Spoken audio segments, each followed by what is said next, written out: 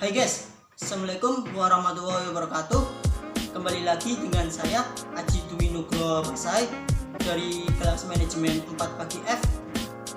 Untuk video kali ini saya ingin menjelaskan materi dari mata kuliah manajemen keuangan lanjutan mengenai financial leverage yang berisi penjelasan pertama BEP, break even point, yang kedua DOL, degree operating leverage, yang ketiga DVL, degree financial leverage, dan yang keempat DCL, degree combined leverage. Untuk itu kalian simak video ini dengan sesama dan sampai habis agar tentunya kalian memahaminya. Oke, let's go.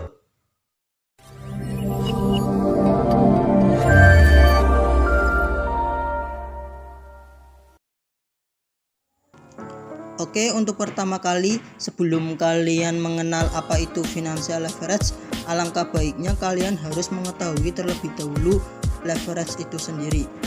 Leverage adalah penggunaan aset dan sumber dana oleh perusahaan yang memiliki biaya tetap atau beban tetap dengan maksud agar meningkatkan keuntungan potensial pemegang saham. Ada dua konsep leverage, diantaranya yaitu yang pertama, leverage operasi atau operating leverage adalah seberapa besar beban tetap yang digunakan untuk mendukung operasi perusahaan. Dengan menggunakan operating leverage, perusahaan mengharapkan bahwa peningkatan penjualan akan meningkatkan laba sebelum bunga dan pajak atau EBIT, atau sering disebut laba operasi atau juga laba usaha. EBIT itu sendiri merupakan laba bersih perusahaan sebelum dikurangi beban pajak dan beban bunga.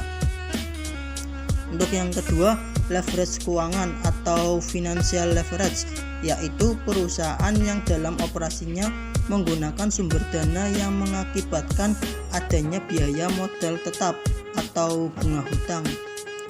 Penggunaan financial leverage diharapkan akan meningkatkan laba per lembar saham atau IPS. Jadi perusahaan menggunakan operating leverage dan financial leverage dengan tujuan agar keuntungan yang diperoleh lebih besar daripada biaya aset dan sumber dananya. Dengan demikian akan meningkatkan nilai perusahaan serta kekayaan pemegang saham.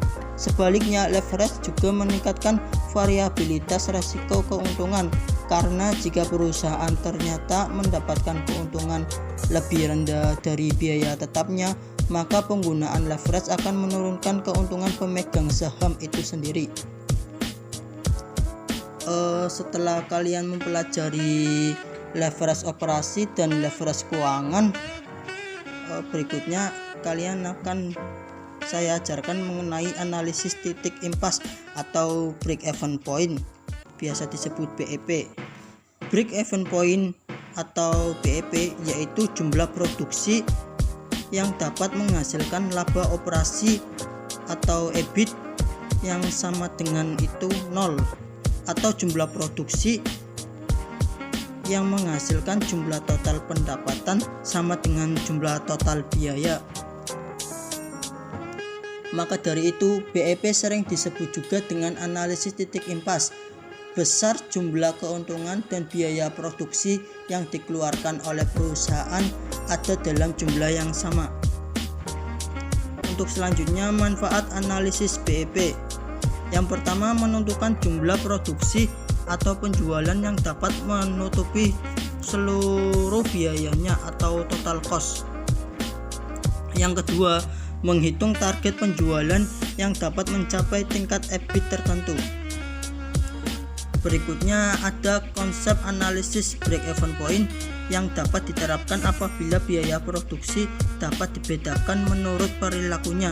Yang pertama, biaya tetap atau fixed cost, yaitu biaya yang secara total tidak berubah walaupun volume produksi mengalami perubahan.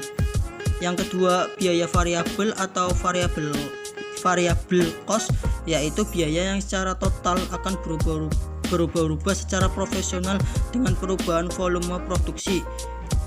Yang ketiga, biaya semi variabel, yaitu biaya yang tidak bisa langsung dikelompokkan ke biaya tetap dan biaya variabel karena memiliki karakteristik biaya tetap juga karakteristik biaya variabel.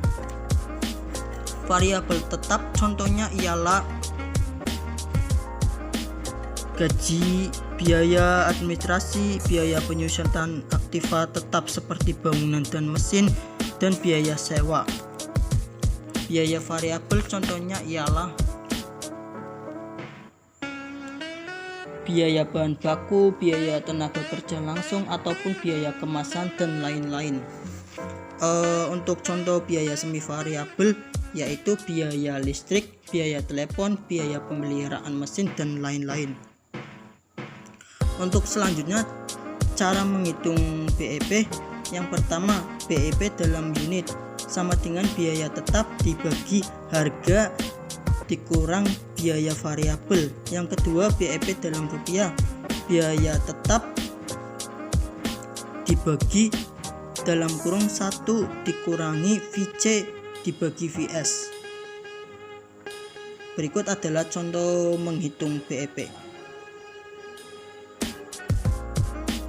Dari soal tersebut dapat diketahui biaya tetap yaitu 100 juta rupiah, biaya variabel yaitu 6.000, harga jual yaitu 10.000.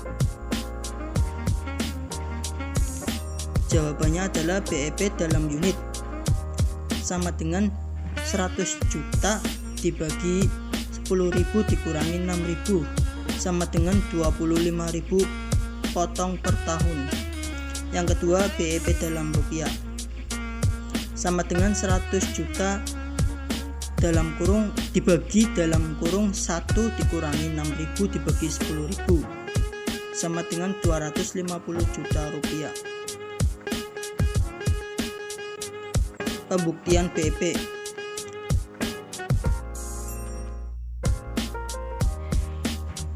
Untuk selanjutnya, degree operating leverage atau DOL. DOL adalah rasio untuk mengukur tingkat kepekaan perubahan EBIT terhadap perubahan penjualan.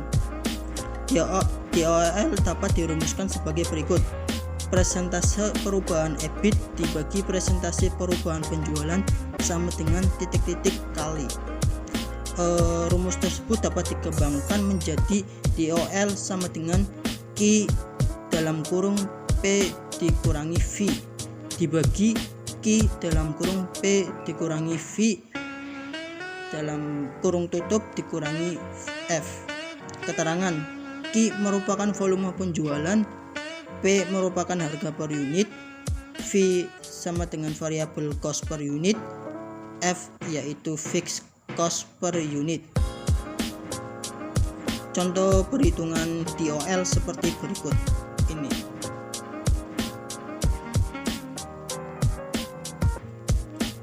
Jawaban DOL untuk yang pertama, DOL adalah 4.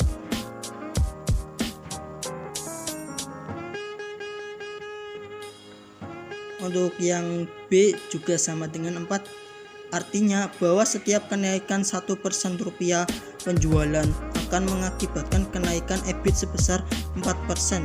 Demikian juga sebaliknya, bila penjualan turun 1%, maka EBIT akan turun sebesar 4%. Untuk selanjutnya yaitu degree financial leverage atau DFL. Financial leverage yaitu kebijakan pembelanjaan perusahaan dalam kurung keputusan struktur modal atau penggunaan modal yang menyebabkan adanya beban tetap. Beban tetap dalam keputusan struktur modal yang dimaksud adalah bunga utang.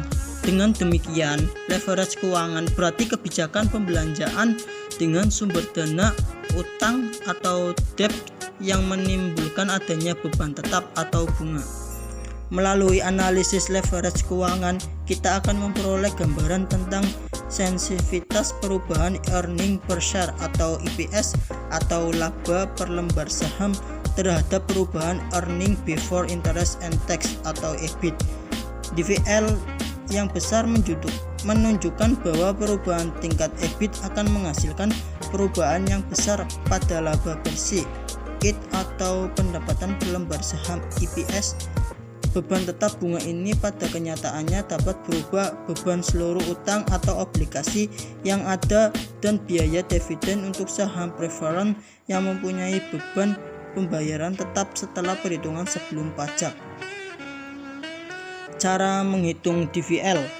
DVL sama dengan presentasi perubahan IPS dibagi presentasi perubahan EBIT, atau dengan cara lain DVL sama dengan EBIT dibagi EBIT dikurangi interest. Bunga interest adalah tambahan uang sebagai jasa atau sejumlah modal yang ditanamkan atau kelebihan pembayaran dari yang seharusnya. Contoh perhitungan DVL.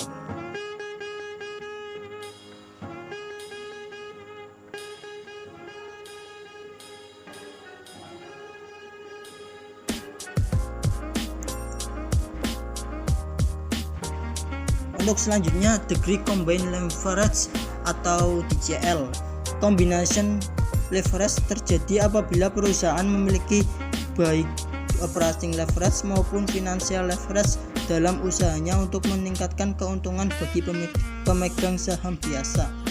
Leverage gabungan adalah pengaruh perubahan penjualan terhadap perubahan laba setelah pajak untuk mengukur secara langsung efek perubahan penjualan terhadap perubahan laba rugi pemegang saham dengan degree of combined leverage DL yang didefinisikan sebagai persentase perubahan pendapatan per lembar saham sebagai akibat persentase perubahan dalam unit yang terjual. Tingkat pengaruh gabungan antara leverage operasi dan leverage keuangan diukur dengan DCL. DCL sama dengan DOL dikali DVL, atau dengan cara DCL sama dengan Q dalam kurung P dikurangi V dibagi Q dalam kurung P dikurangi V kurung tutup dikurangi F dikurangi I. Q merupakan volume penjualan, P merupakan harga per unit, V merupakan variable cost per unit, F merupakan fixed cost per unit, I merupakan interest. Hubungan analisis BEP dengan analisis leverage keuangan. Yang pertama, leverage operasi memberi gambaran tentang pengaruh persentase perubahan penjualan terhadap persentase perubahan EBIT. Yang kedua, leverage keuangan memberi gambaran tentang pengaruh persentase perubahan EBIT terhadap persentase perubahan IPS. Yang ketiga, bila hubungan dan pengaruh tersebut digabungkan akan menjadi pengaruh persentase perubahan penjualan terhadap persentase perubahan IPS. Oke, untuk yang terakhir, hubungan EBIT dan IPS.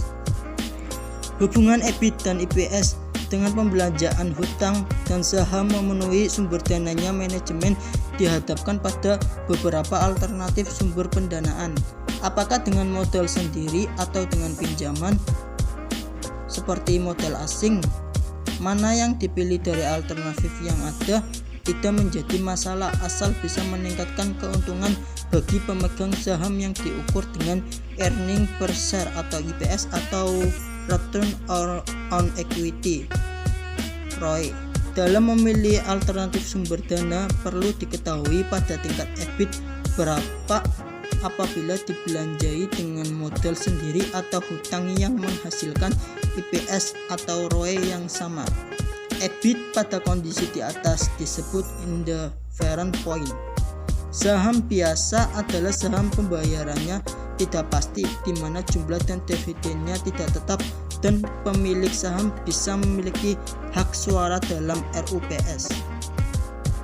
Oke, gimana penjelasan dari materi yang sudah saya sampaikan tadi mengenai financial leverage? Apakah kalian dapat memahaminya? Saya rasa semoga kalian dapat memahaminya. Sekian dari video kali ini. Mohon maaf apabila ada kesalahan kata.